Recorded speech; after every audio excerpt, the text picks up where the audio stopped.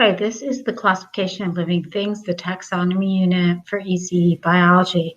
This first one is an overview of taxonomy, and most of the material that you need to know for ECE is in here.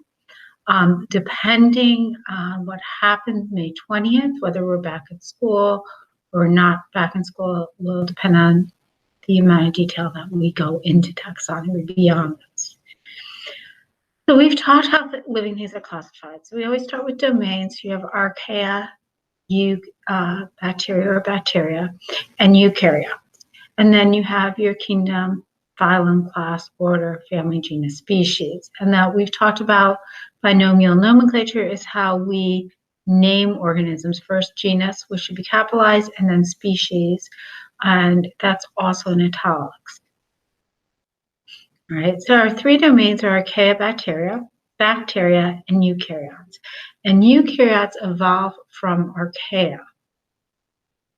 Right? And we know how they evolve. We would discuss this with our cell unit. We have our autogenesis hypothesis, which states the unfolding of plasma membrane created the endomembrane system, which includes the smooth endoplasmic reticulum, Golgi apparatus, rough endoplasmic reticulum, lysosomes, peroxisomes, and the nuclear envelope. Endosymbiotic hypothesis, those are your organelles of energy, your chloroplasts and mitochondria, which were once bacteria. And we've discussed that both in the evolution unit and in the cell unit. And then we have our four kingdoms. Now, protist is going to be kind of a general term. It's actually broken down into many different kingdoms, but in different ways. So we're just going to call it the kingdom protist. Because that's still being debated. Fungi, plants, we've already talked about the classification of plants when we did botany. So I'm not going to spend a lot of time on plants at this point. And then kingdom Animalia. All right.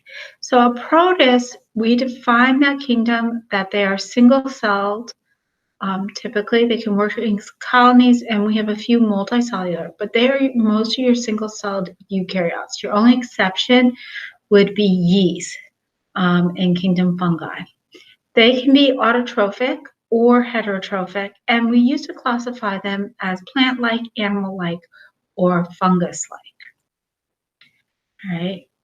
So they spend most of their life haploid. All right, and then they reproduce asexually by mitosis. That's important. So very different than us. So the mushroom not the mushroom, I'm sorry, the protist that you think of, they have that haploid single-celled eukaryote. Okay. All right, so what happens to go from that single cell to multicellular? In order to go from that protist and into something that is multicellular, you're going to need some kind of bulk transport system. So in animals, we talked about that with our circulatory system. And plants, we talked about that with the vascular tissue, xylem and phloem. We have to have a difference between the interior of the cell and the chemical environment, the exterior of the cell. So you're going to need some form of regulation. So we saw that, for instance, with the endocrine system in animals. We saw that with hormones in plants as well. We also saw that with the nervous system in animals. And you have to have a more complex pattern of gene regulation for multicellular development. And we talked about that with our eukaryotic gene regulation, with our distal and proximal control elements, epigenetics, alternate mRNA splicing, all those that we have already referred to. All right, the next overview kingdom is kingdom fungi. Okay, these are giant puffballs. These are actually not in our region. We have like really small ones that are brown. If you head them on, then all this like spores come out. So how we classify? They are all eukaryotes. They're heterotrophs. They eat by digesting externally and then absorbing their food internally. They are mostly multicellular. The exception is yeast. They have a cell wall, but it's not made of cellulose like in plants. It's not made up of peptoglycan like in bacteria. Instead, it is made by chitin. And we did talk about that briefly with carbohydrates. right? And they show both sexual and asexual reproduction. All right. And that's the puffballs that we see in our area. How do fungus feed? Well, they are always heterotrophic. They can be decomposers or detrivores, and we talked about them in ecology, or they can be parasitic. So if you look down here, this is a C. elegans. It's a type of worm. And this, you can see these hyphae, and that is how the fungi get their food. Okay, and they're actually penetrating this C. elegans and eating it alive. It's creating the enzymes into it. And then you can see it happens here. This would be the mycorrhizae in plants. If you remember, those are around the roots of plants. That increases the surface area for water absorption by the plants. And then the fungus is going to get its food. Okay. So when we look at this, the individual, these are called hyphae. A group of them are called the mycelium. And then most of the growth of your fungus is actually underground. When you see this basidiocarp in this case, this is the fruiting body, okay? So remember, they can be decomposers. They're very important for recycling nutrients. We saw they were important in the nitrogen cycle. You're also going to see them important in the carbon cycle. Symbiotic relationships that we talked about, mutualistic with lichen. So that's what you see over here in the tree. And the fungi is going to break down either the bark of the tree, or you can find them also on rocks to get mineral. And the algae or the cyanobacteria, that's doing photosynthesis to make sugar. And they're great pioneer species because they can take a bare rock and start to make soil for it in primary succession. The mycorrhizae, that's a fungi in the plant, almost all plant roots, and again, more water absorption for the plant. And on the flip side, the fungi gets sugar from the plant. Okay. A plant we've talked about, they're always eukaryotic, they are always multicellular, and they are always autotrophs. Okay. So plants evolved about 500 million years ago, the land plants. They're an example of a monophyletic. So we are able actually to go all the way back to the common ancestor, and all the plants we have on Earth right now come from that same common ancestor. They all have that waxy cuticle to prevent drying. They all have stomates or stoma for gas exchange. They all have some kind of conducting system with the exception of your bryophytes, your mosses. And then as we move to your gymnosperms and angiosperms, they have protection for the embryo seed, an open seed in a gymnosperm and a closed seed in the angiosperm. Remember, ferns and mosses do not have seeds, right? And we had gone over this again in the botany unit. We have our ancestral protists, former green algae most likely, colonizes land. You have your bryophytes. These are your non-vascular plants. They do not have true roots. They have a dominant gametophyte generation, and they still have sperm that swim. The vascular system, that's your tracheophytes. So that's your shear-derived characteristic that allows the plants to grow taller because they can now use transpirational pull. And their water is getting pulled up by that negative pressure. And those are your pterophytes, your ferns, for instance. So they're still seedless, they're vascular, they still have to grow moist areas because they still have sperm that swim. Then we have the developed pollen and seeds. So instead of sperm that swim, you have pollen. So now your sperm, male gametophyte, can be carried by the wind, in the case of the gymnosperms, or an angiosperm may have co-evolved with a pollinator. And then seeds allow for better dispersion of offspring. Okay, so gymnosperms have the naked seeds. Those are the scales at the bottom of a ovulate cone. Flowers, angiosperms, they're going to have a closed seed that gives more protection with that endosperm. flowers, which allow for co-evolving with pollinators, and then fruit, which is, as we talked about before, the ripened ovary of the plant and helps with dispersion. Right? And then we have the monocot versus the dicot. So hopefully that's all reviewed from when we went over botany. Right? And so this again, it's a monophyletic phylogenetic tree. Here's your ancestral green algae. And then we have that single colonization onto land. So we have the ancestor and we have all the descendants. So here's our bryophytes again, mosses and liverworts, non-vascular, dominant gametophyte, the green that we see down here, that is the gametophyte stage. This coming out is the dependent sporophyte stage, swimming sperm, and you need water to reproduce. All right. And then the spores, those are going to sprout to form the new gametophyte. So mosses always have to live near the water. Pterophytes, those are our first vascular plants, or tracheophytes, and now they can grow taller. They have a diploid sporophyte. That is the fern you think of. They have a fragile independent gametophyte, the prothallus that we talked about, that has a male part, the antheridium, and a female part, the archegonium. Their reproduction, we're still looking at swimming sperm. That's going to limit where they grow to places that are moist. And then they have the spores at the source on the back of the fern frond. And that's the prothallus there, that little heart-shaped leaf. First seed plants, these are your gymnosperms. They are vascular, they have xylem and phloem, they have roots and leaves, they have a diploid sporophyte stage. So the pine tree you think of is diploid and sporophyte. And then they have these reduced gametophyte generation. So that's going to be in here, in this ovulate cone, or the pollen grain that you see here. Right? And that helps protect the sporophyte, protects that gametophyte generation from drought and UV radiation. They're heterospory, meaning they have a male and a female gametophyte generation. They reproduce, they have naked seeds, there's no fruit, there's no endosperm, and they have pollen. So they're going to depend on wind for pollination.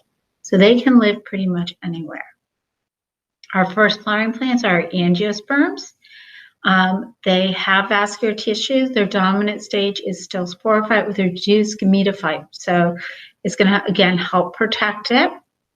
They have heterospory. So they have the male gametophyte, which is the pollen, and then the female gametophyte generation, which is the embryo sac. They have a flower to attract pollinators. So you can see this red flower attracts hummingbirds here. They have seeds inside of fruit that help spread the seeds, and then pollen. So that is, again, going to allow them to live places where it is not moist. And we looked at their life cycle, right? Male gametophyte. Here's your female gametophyte, the ovary sac or embryo sac, it's sometimes called. It has that double fertilization. So two polar nuclei in the center is going to become the endosperm. One egg cell becomes the embryo. Right? And then it matures in the fruit, which is the ripened ovary. Now our next kingdom is the animal kingdom. They are heterotrophs. They have to ingest food and then they are going to digest it, and all that has to happen internally. So you have to put the food in your body, unlike a fungi uses the hyphae to externally digest, and then you are going to when you internally digest it, then you will absorb it internally as well.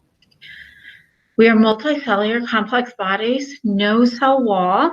So we have active movement, sexual reproduction. So there's no alternation generations like we see in plants. There's no haploid gametophyte generation. We have gametes, but they're unicellular. They're not multicellular, which is what we see with alternation of generation. So this is the phylogenetic tree that we are going to be using. So we have an ancestral protist, and it's multicellular. And then our first group is porphyria. Those are our sponges, right? So our sponges every cell is doing each job. They don't have true tissues. They also have one opening, which is both their mouth and anus. Then the rest of the next shared-derived characteristic is true tissues. And our first group that we'll look at is going to be Cnidaria. So these are your jellyfish. They are also your corals. Again, they only have one opening, and that's going to act as the mouth and anus.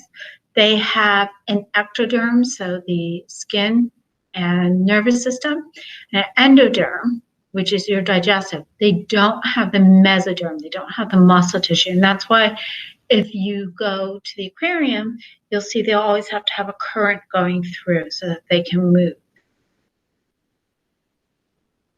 Next, we're going to get symmetry called bilateral symmetry. So before this, we have radial symmetry. And with bilateral symmetry comes having a mesoderm, muscle tissue. All right. So now you can do more movement. Radial symmetry means I can't tell more than, let's say, if I was looking at Cnidaria, I can tell it's top and bottom, but I can't tell it's right and left. I can't tell it's belly, ventral from dorsal back. But once I have bilateral symmetry, I can tell that. Now, it might be hard for you to tell on something like a worm, but if you were to study them, it would be much easier for you to be able to tell. So I can see here with the squirrel, I have an anterior head, a posterior bottom. I have a left and a right. I have a dorsal and a ventral. Again, it would be harder for you to tell with a worm. Right? So very distinct body plan. The other thing that happens with this is cephalization. So we're starting to have nerves collect in the anterior. Okay, Cnidaria don't have that. They have a nerve net. Cephalization is going to allow for the brain to eventually form, and we can do more thinking. So we have our flatworms. They lack what's called a body cavity, so that's why they have to be flat. Then we start to get a body cavity. So that is going to allow a more complex digestive, more complex reproductive system. Right? Those are roundworms that we'll talk about. And those are pseudocolumnates. So they have a body cavity, but it is not completely lined with muscle. And then our coelums, those are going to have it completely lined with muscle. And you have your mollusks, you have segmentation with your annelida, which are your earthworms, your segmented worms. Arthropods, those would include insects and crustaceans, right? So here, much more complex digestive system. Then we have our echinodermata and our chordata, and we are going to have, we are the only two phylum that can actually have identical twins. All right, our chordata. Now, when you look at echinodermata, you might say, well, that doesn't, I can't tell bilateral symmetry in it. They actually had a de-evolution event. So they show bilateral symmetry in the embryonic state, but not when they're fully grown. They went back to radial. All right. And then in chordata, we'll have a subphylum called vertebrate. Okay. So symmetry, radial versus bilateral. Bilateral, really important because that's when we get cephalization of the head. Really important to remember that. With the body cavity, we have the acoelomate. That's going to be your flatworms. Your platy means flat, helminth means worm. So here we do have a mesoderm, ectoderm, and endoderm. So ectoderm does skin and nerve, mesoderm does muscle, and then endoderm does digestion. Then we have our pseudo meaning false coelomate. That's going to be our nematodes, our roundworms, right? And it's false because it's not fully lined. If you look in here at the endoderm, the yellow here, that does not have additional mesoderm surrounding it. So it's still going to limit where they live. They'll still have to live in moist areas. Sometimes they're parasitic for that reason. And then we have our coelomates. They again have ectoderm, mesoderm, endoderm, but their coelom is completely surrounded with muscle tissue. Right? So the body cavity, that gives space for more complex digestion. So eventually we will go from having just one opening to full mouth to anus opening. And reproduction. Okay. And we really want to see that coelom having the mesoderm and endoderm interacting. Right, so you get these very complex structures for digestion, gives a lot more support, and it allows them to live in more areas. Right, our next is what's going to differ in Echinodermata and Chordata phylums from your mollusks, your annelidas, and your arthropods, and that's protostome and deuterostome. Okay, that is the fate of the blastophore. So if you remember when we talked briefly about embryology, we talked about the blastophore, and that is when the embryo implants, it starts to unfold to form the gastrovascular cavity for earlier organisms, or at this point, we would be looking at your full archenteron, your primitive gut, mouth to anus. And whether that blastophore becomes the mouth, a protostome, or becomes the anus, the deuterostome, is going to be very important. All right, so gastrulation, I have it down here, that's your next major change. It's based on the fate of the blastophore. Right? Embryos with 3 germ layers, we're going to be looking at the ectoderm, the endoderm, and the mesoderm. Remember, if I was looking at an Cnidaria, we would just be looking at ectoderm and endoderm. And if I was looking at your porphyria or sponges, we're not even looking at the point of having these kind of tissues. Right? So in a protostome, that blastophore becomes the mouth. And that means they have what's called spiral determinate cleavage. And that means very early on at this 8-cell stage, if I remove a cell, that organism is going to be missing a body part. Those cells are already determined what they are going to become. Right? If, however, with deuterostomes, which is phylums Echinodermata and Chordata, if I remove a cell here, it will still, these cells haven't been specialized so that the full embryo still can occur. And that's why you can have identical twins only with phylums Echinodermata and Chordata. All right. So again, this is a good phylogenetic tree to know and to be able to explain. Animals, we're going to split them into 2 major groups. We talk about them as being vertebrates and invertebrates. Most animals are actually invertebrates and not vertebrates. Right? So we have 8 groups that we'll look at. There's actually a few that I have not included here for invertebrates. We're going to look at our mollusks, our flatworms, our annelidas, which are segmented worms, roundworms, our sponges, echinoderms, cnidaria, and then our arthropods. Okay, so sponges, they have bodies made of loosely jointed cells. They're our simplest animals, right? They are suspension feeders, and basically the food collects through their porous bodies, and they don't have true tissue. Cnidaria is the first group with true tissues, right? So that's our shared derived characteristic, and they have a nerve net. They show radial symmetry, right? I can tell the top from the bottom, but I can't tell anything else about them. And that also means that they don't have cephalization with radial symmetry, and they don't have mesoderm. So they have ectoderm being the skin and nervous system, and endoderm being the digestive. And they have 1 opening. Right? Same thing with the sponges, 1 opening. They have a gastrovascular cavity. Our worms, we have our flatworms, platyhelminths, roundworms, your nematodes, and then our segmented worms, annelida, and they are very vastly different. So our flatworms, a lot of them are parasitic. You can see here's a fluke. Here's another example of tapeworm, which has lost its digestive system over time. And they have bilateral symmetry, but they are acoelomates. So they don't have a true body cavity. So they're going to live somewhere moist where there's lots of water. Okay. And so here you can see your tapeworm. Roundworms, nematodes have long, thin bodies. Many are parasitic.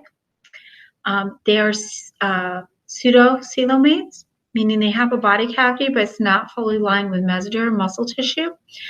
And they're very numerous, these organisms, and they can cause things like heartworm. Okay, so that would be an example there. That's why you give, if you have a dog, you give them the heartworm pills.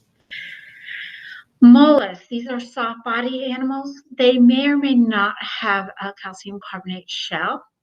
They're including your slugs, your oysters, your clams, octopi, and squids. And we break them down based on that. So for instance, your octopi are cephalopods. You have gastropods, like your snail here, and then you have your bivalves, like your oysters and your clams. And these are coelomates, so they have a full body cavity.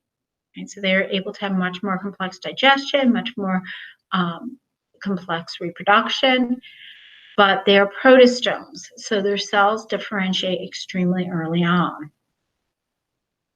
So these are examples of your gastropods. Here is an example of your bivalve, the hinged. And here's your cephalopods. They tend to be fast, smart, and agile predators. You've probably read quite a bit about octopi and how complex their thinking is. Annelids, these are segmented worms. They have bodies like your roundworms, except these ones, again, we're a coelomate at this point. We're still at a protostome, but their bodies, if you look here, you can see they're divided into segments. So these are, for instance, ones you would know of, your earthworms and your leeches. Arthropods, these have many legs and segmented bodies. They are coelomates and protostomes, and we have 4 classes. Your arachnids, those are your spiders, centipedes and millipedes. It's actually based on the amount of legs they have. So centipedes have 1 leg per, or 1 pair of legs per body segment. Millipedes have 2 pairs of body legs per body segment, 2 pairs of legs per body segment for millipedes. Crustaceans, those are your crabs, your lobster, your shrimp, and then your insects. Echinoderms, their bodies are divided into 5 parts. They have that spiny outer covering. That's where their name comes, spiky skin. They include your sea stars, sand dollars, and sea urchins, and they are deuterostomes. So these are our first group that is a deuterostome. So that's our new shared-derived characteristics. The cells become specialized very early on. And then chordate. These are animals with notochords, and there's 5 groups of them.